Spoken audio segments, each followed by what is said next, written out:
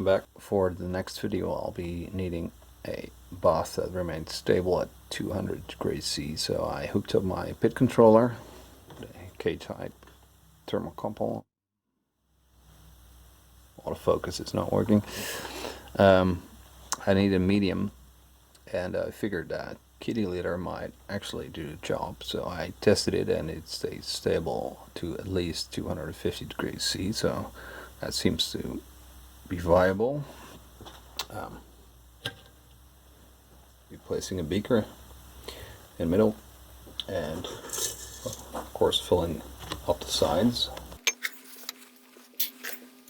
Careful not to spill inside the beaker, of course.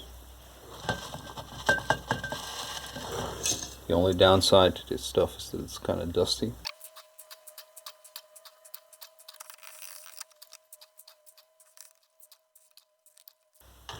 So that'll do it for now. So we're gonna insert the probe. Okay, this probably be hard to see. I inserted this glass tube which will hold the thermocouple.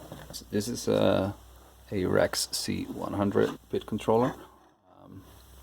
They come very cheap. I think they can be bought for less than $10, and can be configured with a couple different thermocouples.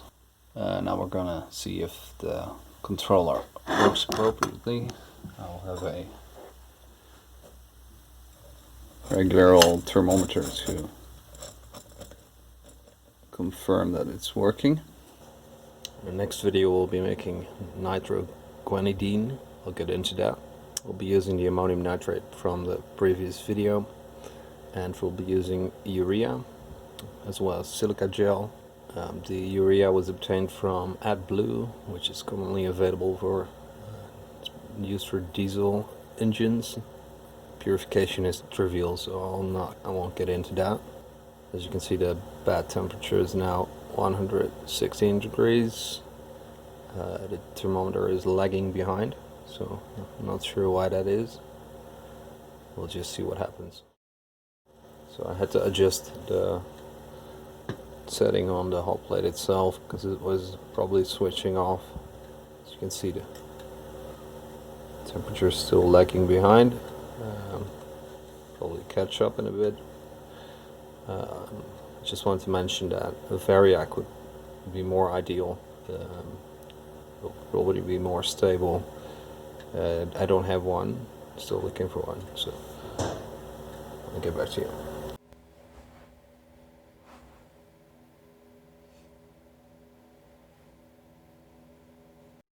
Okay, so it's 209 degrees now, 210.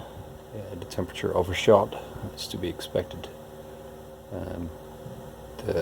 It switched off the hot plate, but of course it's still heating up.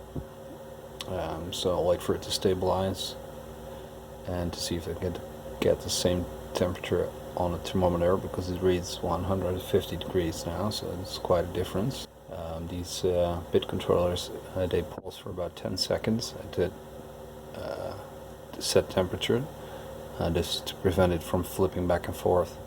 Also, I wrapped it in foil to reflect some of the heat back. It's starting to stabilize at 215, so I expect it to, at least the ascent is slowing, so I expect it to drop.